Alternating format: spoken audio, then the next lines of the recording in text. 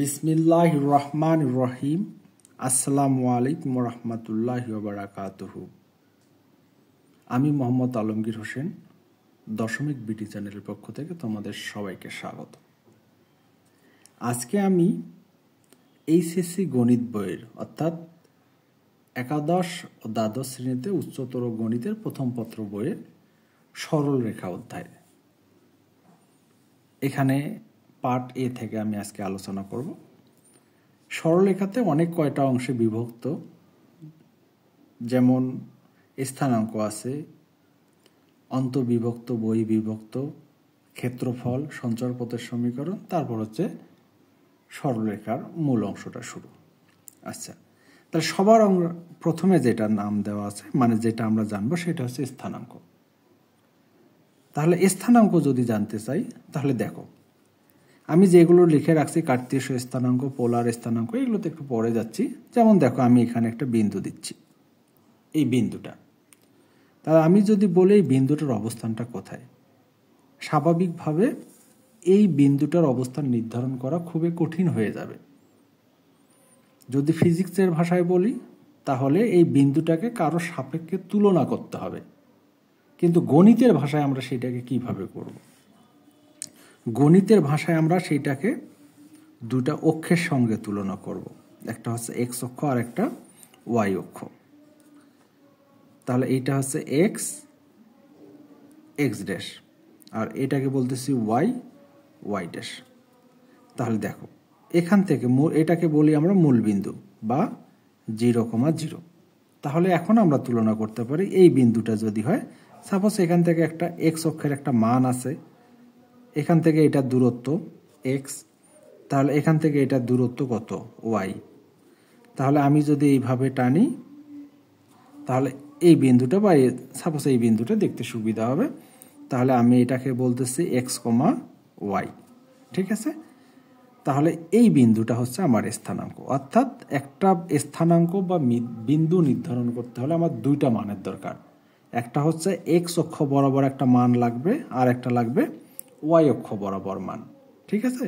তাহলে এই যে রেখাটা উৎপন্ন হলো, সেইটাকে বলবো আমরা কার্তেশীয় স্থানাঙ্ক, ঠিক আছে? আশা করি তোমরা বুঝতে পারছো।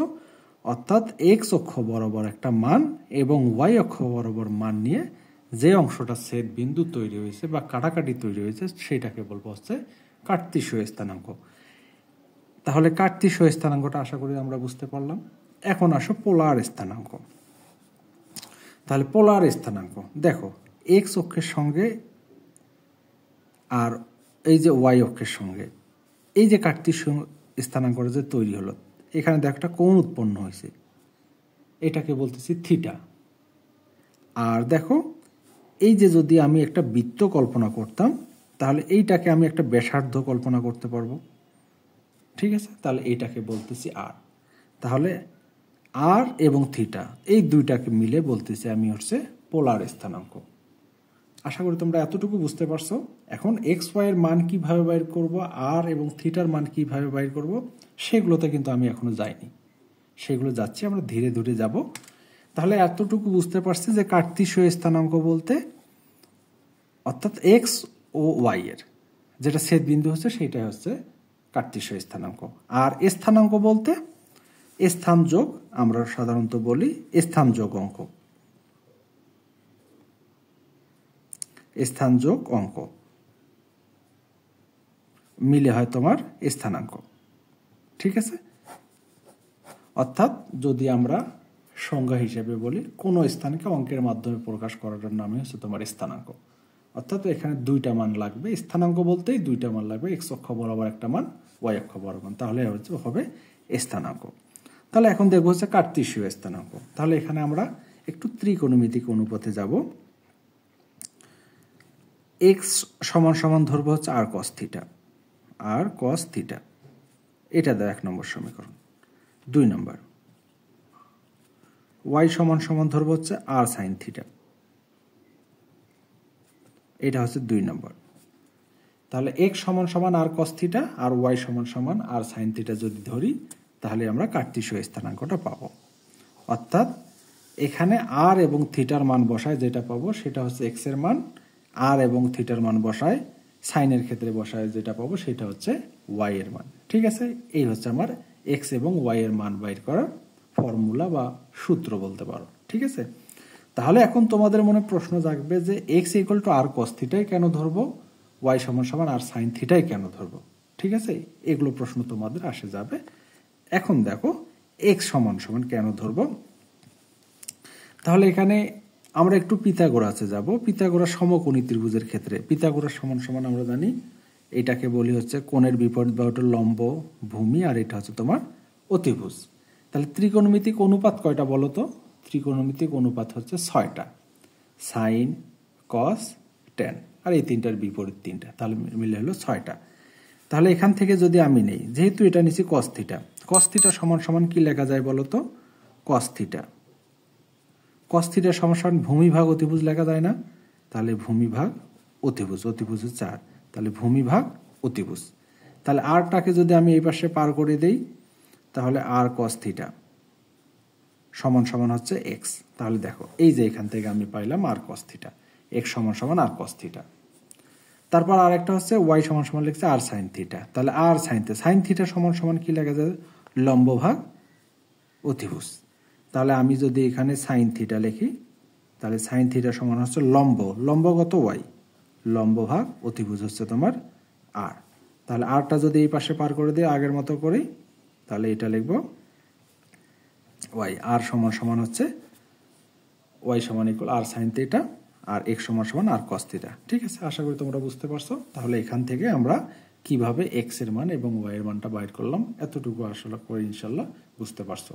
তাহলে এতটুকু মনে রাখো তোমরা, কার্তেশীয় স্থানাঙ্কটা কি? কার্তেশীয় স্থানাঙ্ক বলতে আমরা এক্স কমা ওয়াই কে বুঝি, আর এক্স ওয়াই এর মান বাইর করার জন্য আমরা ধরবো এক্স সমান সমান আর কস থিটা, ওয়াই সমান সমান আর সাইন থিটা। তাহলে কার্তেশীয় স্থানাঙ্কের মানটা আমরা পাবো। ঠিক আছে, অঙ্ক করবো, আরো অঙ্ক করতে গেলে এই জিনিসগুলো আরো বিশদভাবে আলোচনা করা হবে। আচ্ছা, তারপর আর একটা স্টেপ 2 নম্বরে আছে আমার এখানে পোলার স্থানাঙ্ক। পোলার স্থানাঙ্ক, এখন দেখো পোলার স্থানাঙ্কটা আমি কিভাবে বাইর করবো, একটু ক্যালকুলেশনের মাধ্যমেই দেখাই। তাহলে দিছি এটা 1 নম্বর ইকুয়েশন, এটা হচ্ছে 2 নম্বর ইকুয়েশন। তাহলে 1 নম্বর ইকুয়েশন, তাহলে বর্গ যোগ করো। তাহলে 1 নম্বর ইকুয়েশনটা যদি বর্গ যোগ করি, তাহলে এখানে লিখতে পারতেছি আমি আর স্কোয়ার কস স্কোয়ার থিটা আর স্কোয়ার সাইন স্কোয়ার থিটা। তাহলে এটা হচ্ছে x square plus y square. তাহলে এই দুটো থেকে কি কমন যায় দেখো তো? এই দুটো থেকে আমি আর স্কোয়ার কমন নিতে পারি। তাহলে এখানে থাকে কস square theta sine square theta. তাহলে এখানে থাকে এক্স স্কোয়ার ওয়াই স্কোয়ার। তাহলে এটা সমান সমান কি লেখা যায়? তো এটা তোমরা জানো, sign square theta plus cos square theta equal 1।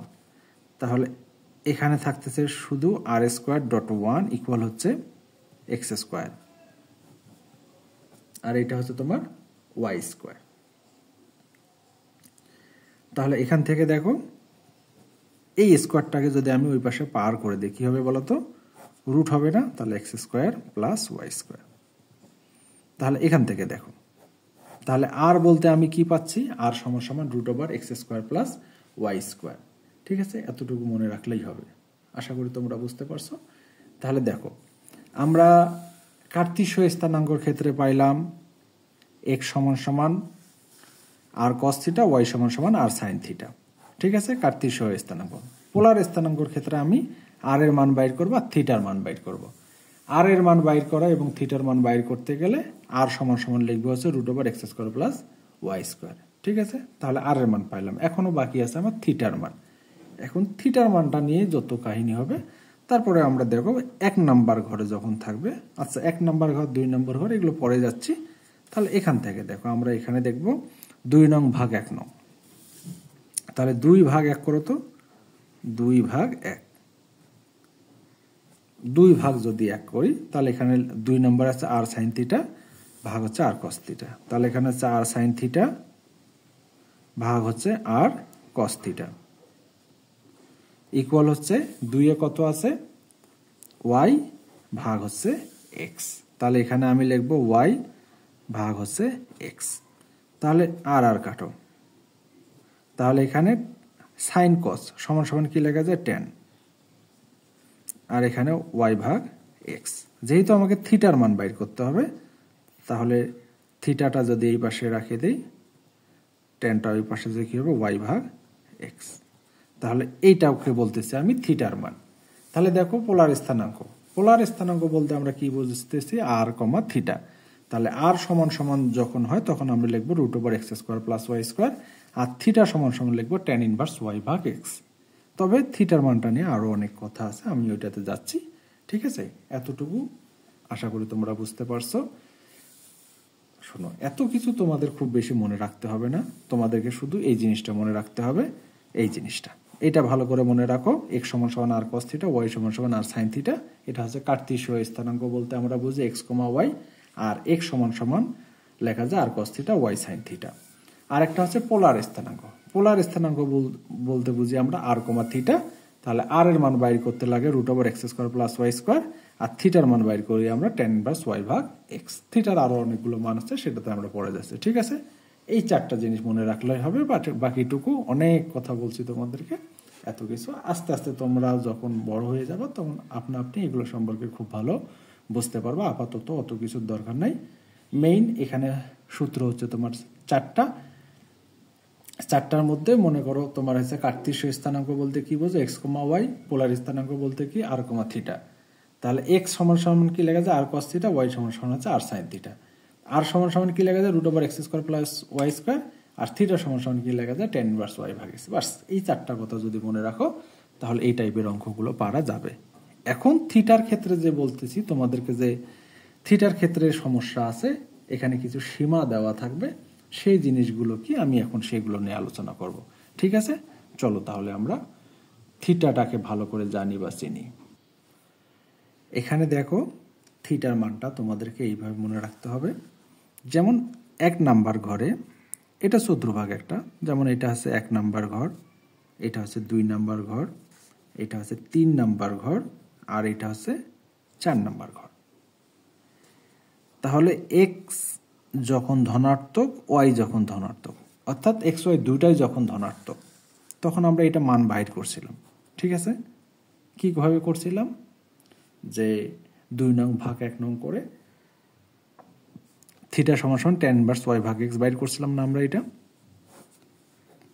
এখানে দুইটা সীমা দেওয়া থাকবে, একটা হচ্ছে 0 সহ 360, আর একটা হচ্ছে -180 থেকে +180।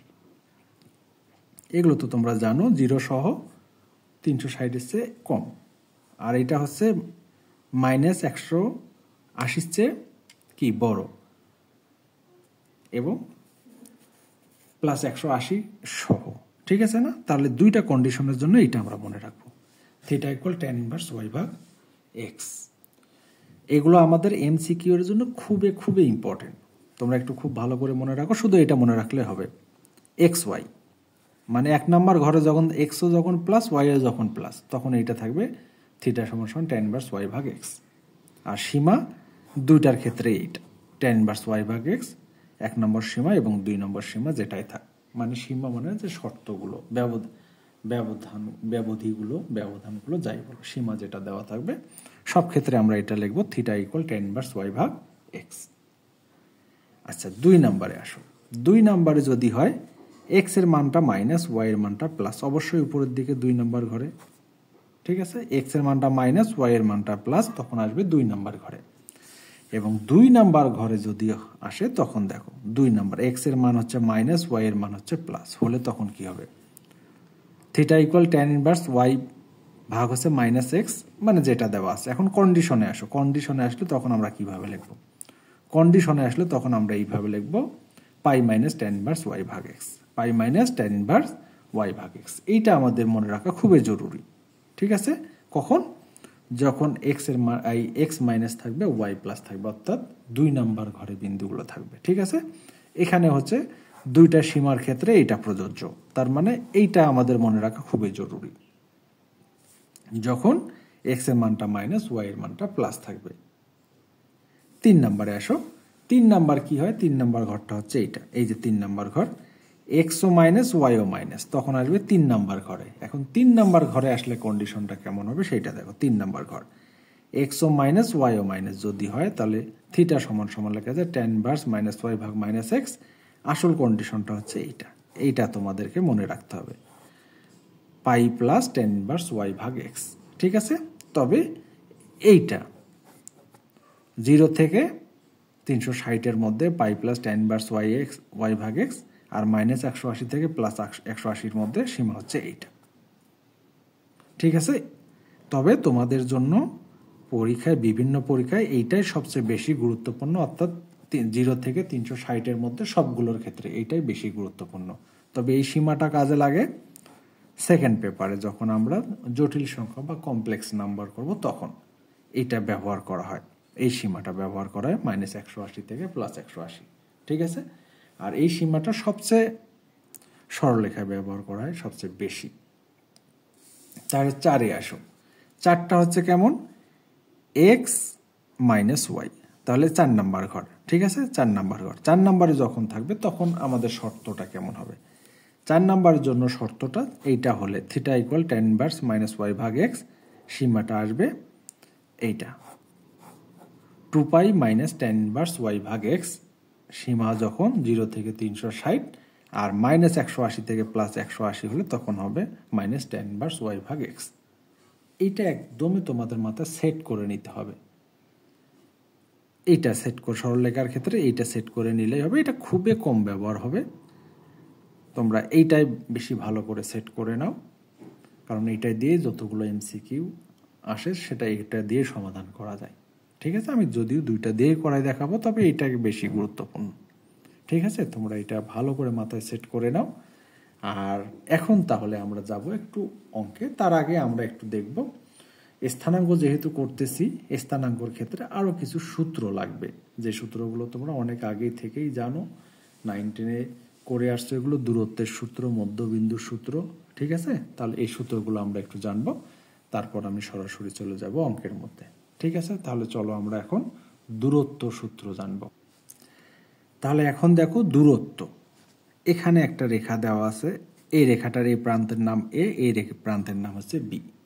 তাহলে এই যে আমি একটা বিন্দু দিলাম, তাহলে বিন্দু বলতে কি, এর স্থানাঙ্ক আছে, তাই না?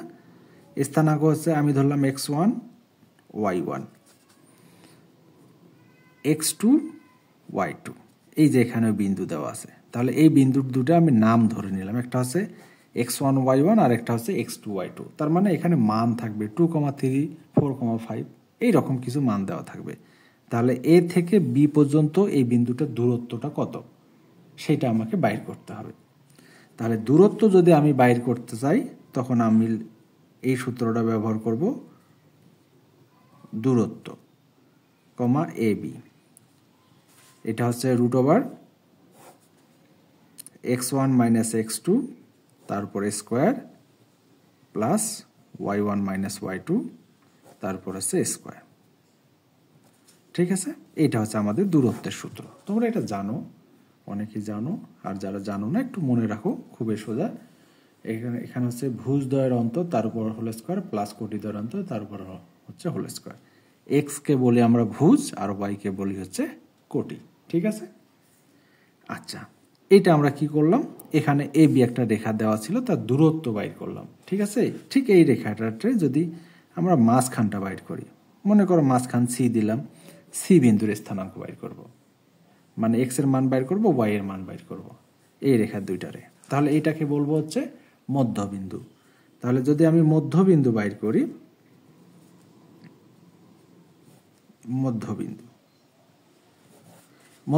মধ্যবিন্দু বাইর করার একটা সূত্র, এটা মনে রাখো, এটা তোমরা জানো। তাহলে এখানে লিখবো দুই প্রান্ত যোগ করে x1 + x2 ভাগ 2 কমা y1 + y2 ভাগ 2, এটাকে বলতেছে আমি মধ্যবিন্দু বাইর করার সূত্র। ঠিক আছে, দূরত্ব এবং মধ্যবিন্দু। তাহলে মোটামুটি এই সূত্রগুলো নিয়ে এখান থেকে কাজ করব। তারপর এখান থেকে আরও কিছু জিনিস লাগবে, যে জিনিসগুলো আমি তোমাদেরকে বলছি। এখন স্বাভাবিকভাবেই তোমাদেরকে যদি বলি ত্রিভুজ, বলো তো ত্রিভুজ কত প্রকার? ত্রিভুজ হচ্ছে 6 প্রকার, মনে আছে? ত্রিভুজ 6 প্রকার। ত্রিভুজ হচ্ছে 6 প্রকার। সেগুলো কি কি? এটা হচ্ছে বাহু ভেদে হচ্ছে 3 প্রকার, আর একটা হচ্ছে তোমার কোণ ভেদে 3 প্রকার। এই জিনিসগুলো লাগবে এখানে, ঠিক আছে? কোণ ভেদে হচ্ছে 3 প্রকার। বাহু কোণগুলো 1 নম্বর হচ্ছে সমবাহু, 2 নম্বর হচ্ছে সমদ্বিবাহু,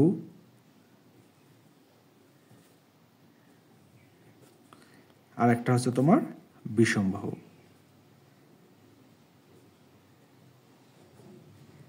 বিষমবাহু। তাহলে কোণ ভেদে একটা হচ্ছে সমকোণ, 2 নাম্বার সূক্ষ্মকোণ,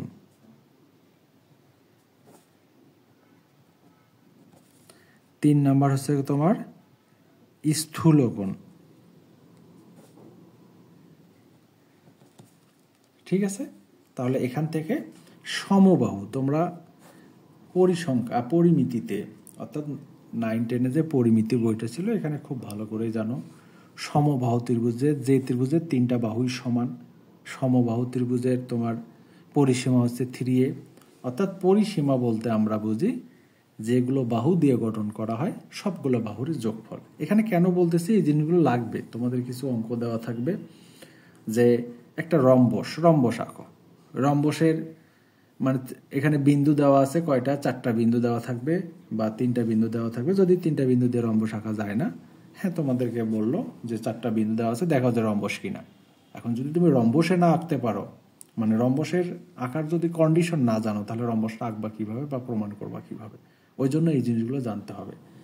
এখানে বলা হলো সমবাহু ত্রিভুজ। এখন সমবাহু ত্রিভুজ সম্পর্কে তোমার ধারণা নাই, তাহলে তুমি অঙ্কটা তো করতে পারবে না। ওই জন্য তোমার কোনো কিছু করতে গেলে বা কোথাও যাইতে গেলে আগে তো জায়গা ফিক্সড করতে হবে, লক্ষ্য স্থির করতে হবে, তা না হলে তুমি আগাবা কিভাবে? ঠিক আছে? তাহলে সমবাহু ত্রিভুজ, যে ত্রিভুজের 3টা বাহুই সমান, তাই না? আমাদের এখানে ক্ষেত্রফল এগুলো লাগবে না, ক্ষেত্রফল যদি হয় তাহলে তোমরা জানো a²√3/4। আচ্ছা যাই হোক, ওইটার দরকার নেই। সমবাহু ত্রিভুজ, সমবাহু ত্রিভুজটা হচ্ছে যে ত্রিভুজের 3টা বাহুই সমান হয়, আর সমবাহু ত্রিভুজের যে কোনো ত্রিভুজের 3 কোণের সমষ্টিগত 180 ডিগ্রি, আর সমবাহু ত্রিভুজের প্রত্যেকটা কোণের মান হচ্ছে 60 ডিগ্রি করে। ঠিক আছে? সমদ্বিবাহু ত্রিভুজ, দ্বিবাহু এখানে বলা আছে যে ত্রিভুজের 2টা বাহু সমান, সেটা হচ্ছে সমদ্বিবাহু ত্রিভুজ। সমদ্বিবাহু ত্রিভুজের ক্ষেত্রফল আছে b/4√4a² - b², তাই না? যদিও ওগুলো ক্ষেত্রফল এখানে কাজে লাগবে না। তাহলে আমাদের এখানে জানলাম সমবাহু ত্রিভুজ হচ্ছে ত্রিভুজের 3টা বাহুই সমান, আর সমদ্বিবাহু ত্রিভুজ হচ্ছে যে ত্রিভুজের 2টা বাহুই সমান, আর বিষমবাহু এখানে কাজে লাগবে না। অথবা কিভাবে আমি একটু বলে রাখি, বিষমবাহু ত্রিভুজ যে ত্রিভুজের 3টা বাহুই হচ্ছে অসমান, সেটাকে বলবো আমরা বিষমবাহু ত্রিভুজ। তাহলে এখন চলে আসো সমকোণে। সমকোণ তোমরা তো জানোই। তাহলে সমকোণ হচ্ছে যে ত্রিভুজের একটি কোণ সমকোণ, তাকে আমরা সমকোণ বলি, তাই না? তাহলে এখানে তারপর আছে কত, সূক্ষ্মকোণ। 90 ডিগ্রির চেয়ে 0 ডিগ্রির চেয়ে বড়, 90 ডিগ্রির চেয়ে ছোট কোণকে আমরা কি বলি, সূক্ষ্মকোণ বলি। আর স্থূলকোণ, স্থূলকোণটা কোনটা? স্থূলকোণ হচ্ছে 90 ডিগ্রির চেয়ে বড়, 180 ডিগ্রির চেয়ে ছোট কোণকেই আমরা স্থূলকোণ বলি। এই হলো আমরা ত্রিভুজ হচ্ছে 6 প্রকার, কোণ ভেদে 3 প্রকার, বাহু ভেদে হচ্ছে 3 প্রকার। ঠিক আছে? দেখো এখানে আমি এত কিছু কেন বলতেছি, এত কিছু আসলে এখনকার স্টুডেন্টরা আসলে বেসিক জিনিসগুলো জানতে কম চায়। স্যার কেন তো আপনি অঙ্ক শুরু করান না, অঙ্ক শুরু করান, থিওরি করাইতে চাই না। আসলে এগুলো জিনিস জানতে হবে, খুব থিওরি আমি করাবো না। যে জিনিসগুলো না জানলে নয়, বেসিক যে জিনিসগুলো না জানলে তোমরা অঙ্ক পারবে না, সেই জিনিসগুলো করাইতেই হবে। আর থিওরি সহকারে যদি সরলরেখা করাইতে চাই, তোমার মোটামুটি সরলরেখাটা শেষ করতে আমার অনেক দিন সময় লাগবে। ঠিক আছে? ওই জন্য আমি থিওরি আসলে ওইভাবে করাচ্ছি না বা করাবো না। যে জিনিসগুলো তোমাদের বেসিক, যে জিনিসগুলো জানতেই হবে, যে জিনিসগুলো না জানলে তোমাদের অঙ্ক করা সম্ভব হবে না, এই জিনিসগুলো লাগবেই। ঠিক আছে? এই জিনিসগুলো না করলে অঙ্ক তোমরা বুঝতে পারবে না, এই জিনিসগুলো লাগবে। আচ্ছা ঠিক আছে, তাহলে আমরা এগুলো কি জানলাম? ত্রিভুজ। ত্রিভুজ তাহলে তারপর বলা হচ্ছে রম্বস। রম্বস, রম্বসটা কি? রম্বস আর বর্গক্ষেত্র একই রকম। ঠিক আছে? রম্বস আর বর্গক্ষেত্র। রম্বস একটু চিত্রটা এইরকম, রম্বস। আর একটা কি বললাম হচ্ছে বর্গক্ষেত্র। তাহলে এটা হচ্ছে বর্গক্ষেত্র। বর্গক্ষেত্রটা কেমন? তবে এই দুটার মধ্যে মিল আছে। কেমন মিল আছে? রম্বসেরও প্রত্যেকটা বাহু সমান, বর্গক্ষেত্রেরও প্রত্যেকটা বাহুই সমান, কিন্তু মিল নাই যেখানে রম্বসের প্রত্যেকটা কোণ সমকোণ আর রম্বসের প্রত্যেকটা কোণ সমকোণ হয় না। আর হচ্ছে রম্বসের কর্ণগুলো হচ্ছে সমান, বর্গক্ষেত্রে হচ্ছে কোণগুলোও সমান, মানে কর্ণগুলোও সমান, আর রম্বসের ক্ষেত্রে কর্ণগুলো হয় অসমান। ঠিক আছে? তাহলে এইটা আমরা বুঝতে পারলাম। অর্থাৎ বাহুগুলো সমান হবে, কর্ণগুলো অসমান যদি হয় তাহলে সেটাকে বলবো রম্বস। আর বর্গক্ষেত্র যদি বলি, বাহুগুলো সমান হবে এবং কর্ণগুলো সমান হবে, তাহলে আমরা সেটা বলবো বর্গক্ষেত্র। তাহলে এই টাইপের আরো একটা বলি সামান্তরিক। সামান্তরিক অনুরূপ হচ্ছে তোমার আয়তক্ষেত্র।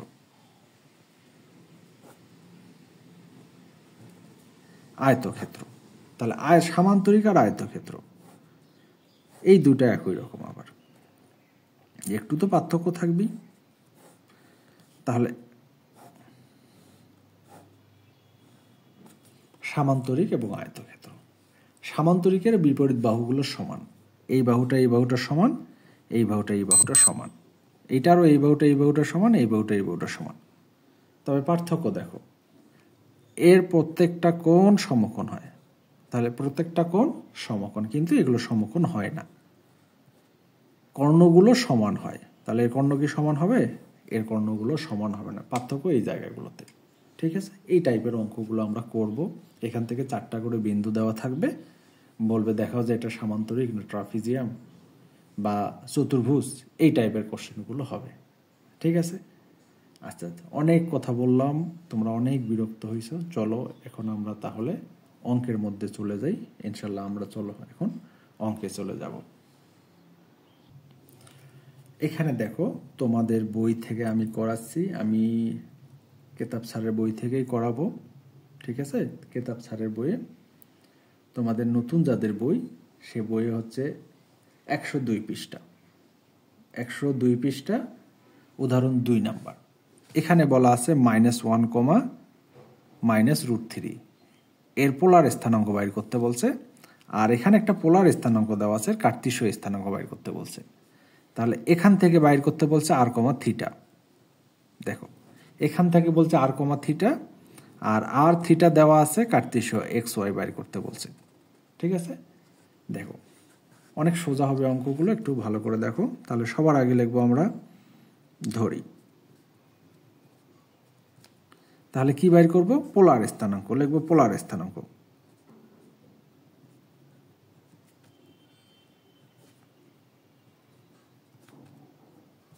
পোলার স্থানাঙ্ক বলতে আমরা কি জানি? r, theta. তাহলে এটাই তো পোলার স্থানাঙ্ক, তাই না? তাহলে আমরা r এর মানটা কিভাবে বাইর করি? r বাইর করে হচ্ছে √x² + y²। সূত্র আমরা এটা শিখছিলাম, তাই না?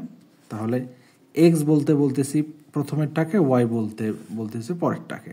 তাহলে -1 তারপরে স্কোয়ার প্লাস -√3 তারপর হচ্ছে স্কোয়ার। তাহলে এটা হচ্ছে আমাদের r এর মান। এখন ক্যালকুলেশন করো এটা। তাহলে 1 প্লাস মাইনাসের উপর জোর পাওয়া, তার মানে প্লাস, এখানে মাইনাসের উপর জোর পাওয়া, তার মানে প্লাস, স্কোয়ার রুট কাটা গেলে 3। তাহলে এখানে হচ্ছে 4 এর বর্গমূল হচ্ছে 2। তাহলে আমরা এটাকে কি বলতেছি? r এর মান। তাহলে আমরা পোলার স্থানাঙ্ক বলতে কি বলছি? r, theta. এখন থিটায় যাইতে হবে। তাহলে থিটার শর্তগুলো আমাকে মনে রাখতে হবে, তাই না? এবং এখন দেখো, এখানে আমরা সাধারণত এখান থেকে আমাদের যে 0 থেকে 360 আছে, সেই সীমার মধ্যেই অঙ্কটা করব। তাহলে সেই সীমার মধ্যে যদি করি, তাহলে কয় নাম্বার ঘরে আছে দেখো তো? 3 নাম্বার ঘরে, তাই না? দুইটাই মাইনাস আছে। 3 নাম্বার ঘরে যদি হয় তাহলে পাই প্লাস tan ইনভার্স y/x, তাই না? তাহলে এখানে লেখো থিটা সমান সমান tan ইনভার্স ওয়াই ভাগ এক্স, ওয়াই বলতে √3। তাহলে আমি যদি এখন কন্ডিশনে ফেলাই তাহলে লিখব pi plus tan inverse y ভাগ এক্স। তাহলে ওয়াই ভাগ এক্স লিখলে শুধু √3, তাহলে পাই প্লাস ট্যান ইনভার্স। তাহলে দেখো তো এটা কত ডিগ্রি মান, ট্যান কত ডিগ্রি মান √3 বলো তো? ট্যান হচ্ছে 60 ডিগ্রি মান হচ্ছে √3। এখন দেখো ট্যান কত ডিগ্রি মান √3 যদি আমরা চাই, এখানে √3টাকে আমি ডিগ্রি নিয়ে আসবো যদি আমার মনে না থাকে, যদিও আমি তোমাদেরকে বলে দিয়েছি √3 হচ্ছে ট্যান 60 ডিগ্রি মানে √3। তাহলে এখন দেখো 60 ডিগ্রি কিভাবে আনবো। তোমাদের ক্যালকুলেটর শিফট বাটনটা চাপবা, তারপর ট্যান চাপবা, ব্র্যাকেট দিয়ে √3 দিলেই তোমার 60 ডিগ্রি চলে আসবে, ব্র্যাকেট ক্লোজ 60 ডিগ্রি। ঠিক আছে, এখন 60 ডিগ্রিটাকে আমি পাইয়ে রূপান্তর করব। তাহলে লিখব ভাগ, মানে 60 ভাগ হচ্ছে 180। ঠিক আছে, তাহলে 0.333 অনেকগুলো, তাহলে শিফট বাটন চাপে এ বিভাগ বি চাপলেই চলে আসবে। তাহলে এখানে 1/3, তাহলে এটাকে বলবো আমরা হচ্ছে পাই ভাগ 3। তাহলে দেখো এখানে লিখতেছে আমি ট্যান পাই ভাগ 3, তাহলে ট্যান কাটা, তাহলে এখানে হচ্ছে পাই প্লাস পাই ভাগ 3। তাহলে এইটা যদি আমি ক্যালকুলেশন করি, লসাগু করো 3, তার মানে 4 পাই ভাগ 3। তাহলে আমি পোলার স্থানাঙ্ক কি বলবো, তাহলে লিখবো পোলার স্থানাঙ্ক, পোলার স্থানাঙ্ক আর কমা থিটা, আর এর মান হচ্ছে 2 আর থিটার মান হচ্ছে 4 পাই ভাগ 3। তাহলে এইটা হলো আমাদের পোলার স্থানাঙ্ক। ঠিক আছে, আশা করি তোমরা বুঝতে পারছো। দেখো এখান থেকে আর বলতে আমরা বলবো √x² প্লাস y²। ঠিক আছে, তারপর যেটা বাইর হবে সেটা হবে আমাদের আর এর মান। তারপর থিটার মানটা আমাকে দেখতে হবে কোন ঘরে আছে, কন্ডিশন বসাইতে হবে। তাহলে এক্সও মাইনাস ওয়াইও মাইনাস, তার মানে 2 নম্বর ঘরে, 3 নম্বর ঘরে। আর 3 নম্বর ঘরে হলে কন্ডিশন হচ্ছে pi plus tan inverse y ভাগ এক্স, তাই না?